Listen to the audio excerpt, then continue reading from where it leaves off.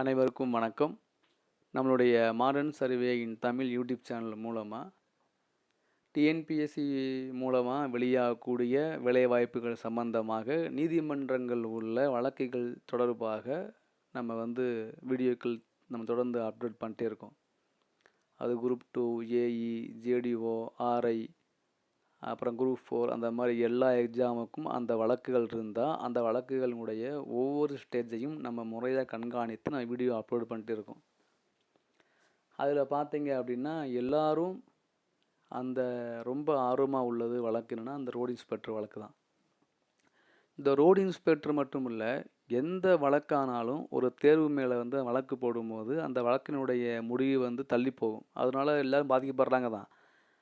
நம்மளும் அதை அக்செப்ட் பண்ணி தான் ஆகணும். ஆனால் அந்த வழக்கு போடுறனால அடுத்து டிஎன்பிஎஸ்சிக்கு எக்ஸாமுக்கு ப்ரிப்பேர் ஆகக்கூடிய மாணவர்களுக்கு இந்த வழக்கினுடைய தீர்ப்பு அவங்களுக்கு ஒரு யூஸ்ஃபுல்லாக இருக்கும் அப்படின்னு நம்ம நம்பித்தான் நம்ம பலதை நம்ம பார்க்குறோம்.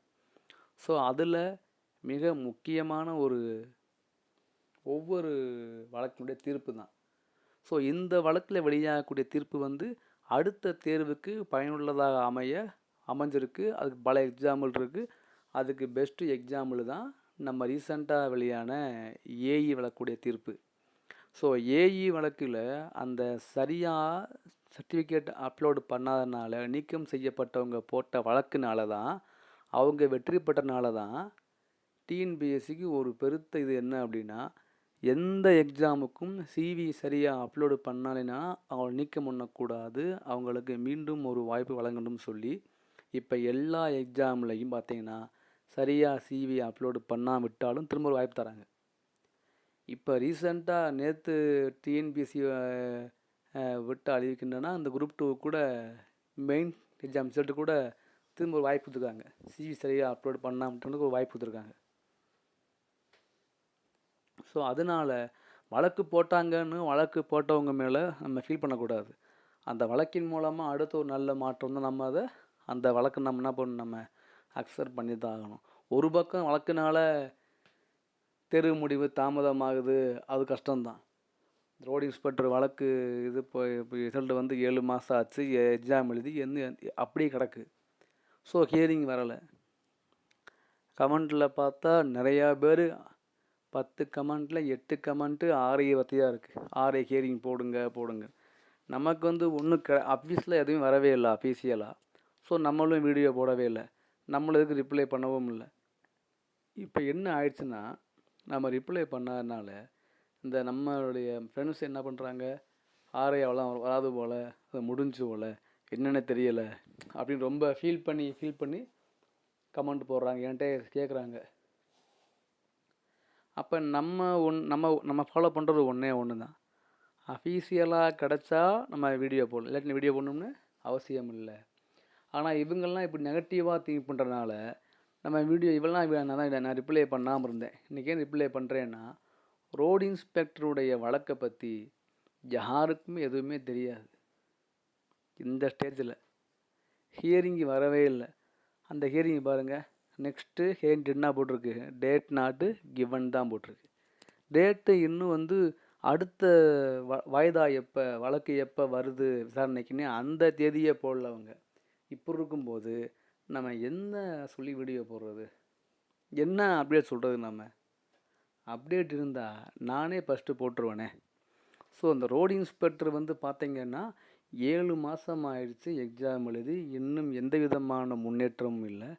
வழக்கு போடப்பட்டிருக்கு, வழக்கு நீதிமன்றங்களில் இருக்குது. விசாரணைக்கு வந்தாலாவது, விசாரணை நடந்தால் கூட இந்த வழக்கு விசாரணை பாதிக்கப்பட்டவங்க என்ன சொல்கிறாங்க, டிஎன்பிஎஸ்சி என்ன சொல்கிறாங்கன்னு நமக்கு தெரியும், இந்த வழக்கு எப்படி போகுதுன்னு தெரியும்.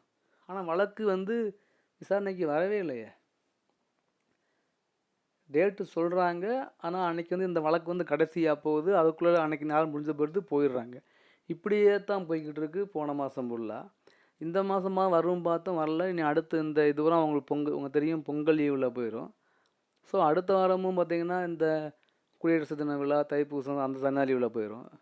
இது எப்போ இந்த வழக்கு விசாரணைக்கு அப்புறம் டிஎன்பிஎஸ்சி தரப்பு அவங்க ஒரு வாதங்களை வச்சு அப்புறம் ஏற்கனவே இந்த வழக்கில் வெற்றி பெற்ற ஐடிஐ படித்தவர்கள் அவங்க ஒரு வாதங்களை வச்சு இந்த 2 வாதமும் எப்போ வந்து இந்த 2 வாதங்களை பற்றி அந்த நீதிமன்றத்தினுடைய நீதிபதி அவர்கள் வந்து அவங்க 2ஐயும் கன்சல்ட் பண்ணி டீட்டெயிலாக ஆராய்ந்து இதில் எது நல்லது எது கெட்டது எதுக்கு நம்ம தீர்ப்பு வழங்கணும் அப்படின்னு இந்த ப்ராக்ரஸ்லாம் போய் தீர்ப்பு எப்போ வந்து அது என்னைக்கு தீர்ப்பு வந்த பிறகு அந்த தீர்ப்புடைய நகல் எப்போ வரும் அப்படின்னு யாருக்கும் தெரியாது. வழக்கு தொடுத்தவங்களுக்கும் தெரியாது, வழக்கு ஆப்போனண்ட்டில் உள்ளவங்களுக்கு தெரியாது.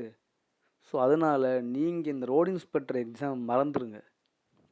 அப்படின்னா அப்டேட் எப்போ வரும்னு கேள்வியை கேட்க மறந்துடுங்க.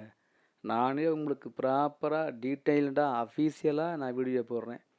நீங்கள் கமெண்ட்டில் கேட்டு எனக்கு கஷ்டமாக இருக்குது. நீங்கள் வந்து ரொம்ப ஃபீல் பண்ணி கேட்கும்போது நமக்கு ரொம்ப நம்ம ரிப்ளை பண்ணிடுவோம். நான் சொல்லிட்டேன் பலமுறை, ரோடு இன்ஸ்பெக்டர் வழக்கு வந்து நிலுவையில் உள்ளது. அது நிலுவையில் இருக்கும் வந்தால் தான் நீதிமன்றம் சொல்கிறது தான் ஃபைனல். நீதிமன்றம் வந்து ஏற்கனவே உள்ள தீர்ப்பை வந்து ஆமோதிக்கிறாங்களா, இல்லை தீர்ப்பை விடுத்து புதிய தீர்ப்பு சொல்கிறாங்களா, இல்லை டிஎன்பிஎஸ்சிக்கு சப்போர்ட்டாக சொல்கிறாங்களா அப்படின்னு நமக்கு தெரியாது இல்லையா. ஸோ தீர்ப்பு என்ன வருதோ நம்ம அது வரைக்கும் நம்ம பொறுத்திருக்கணும், வெயிட் பண்ணி தான் ஆகணுமே தவிர நம்மளா ஒரு போகிற போக்கில் அப்படியே போட்டுட்டு போகக்கூடாது, அது தப்பாயிடும். அதனால் வெயிட் பண்ணுவோம். இன்றைக்கி இல்லை, என்னைக்கு இருந்தாலும் திருப்பி வந்தானே ஆகணும்.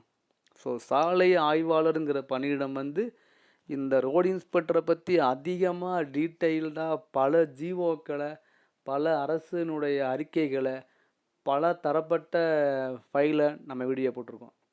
நம்ம போட்ட ஒவ்வொரு வீடியோவிலையும் பல உண்மைகள் இருக்கும். அந்த உண்மை யாருக்காவது புரியலை அப்படின்னா அவங்க கோவப்படுவாங்க. ஸோ அதனால நம்ம ஃபீல் பண்ண தேவையில்லை. நம்ம போடுற ஒவ்வொரு வீடியோவும் பல குரூப்பில் வந்து ஒரு பேசு பொருள் ஆகிட்டு இருக்குது. அதை வச்சு அவங்க என்னமோ பண்ணுறாங்க. நிறையா மேட்டரை நம்மளமாக அவங்க வந்து என்ன பண்ணுறாங்க தெரிஞ்சுக்கிறாங்க. அதனால் நமக்கு ஒன்றும் பிரச்சனை இல்லை. நமக்கு ஒரு மேட்ரு வெளியே வந்து நல்லது தான். ஸோ இந்த ரோடு இன்ஸ்பெக்டர் எக்ஸாமு பற்றி இன்னும் ஹியரிங் வரவே இல்லை. மேபி இந்த பொங்கல் முடிஞ்சு வரலாம், இல்லை அப்படின்னா நெக்ஸ்ட் வீக் வரலாம். எப்போ வந்தாலும் நமக்கு தகவல் தெரிஞ்ச உடனே நான் கண்டிப்பாக உங்களுக்கு இன்ஃபார்ம் பண்ணுறேன். ஸோ நீங்கள் யாரும் இதை பற்றியும் ஃபீல் பண்ண வேணாம். இந்த ரிசல்ட் எப்போ வரும், எப்போ இந்த தீர்ப்பு முடியும், எப்போ யாருக்கு வரும் அப்படின்னு எனக்கு மட்டும் இல்லை, டிஎன்பிஎஸ்சிக்கும் தெரியாது, வழக்கு போட்டவங்களுக்கும் தெரியாது, நீதிபதிக்கு தீர்ப்பு வழங்கும் போது தான் தெரியும் அவருக்கு. ஸோ இந்த இது முழு வந்து அந்த ஹானரபிள் கோர்ட் ஜட்ஜஸ் வந்து சொல்கிற தீர்ப்பில் தான் இருக்குது. அதனால் நீங்கள் அது வரைக்கும் கொஞ்சம் பொறுமையாக இருங்க. நம்ம முறையாக ப்ராப்பராக அஃபீஷியலாக சொல்லுவோம். அதனால் வெயிட் பண்ணுங்கள், ஃபீல் பண்ணாதீங்க. தேங்க்யூ.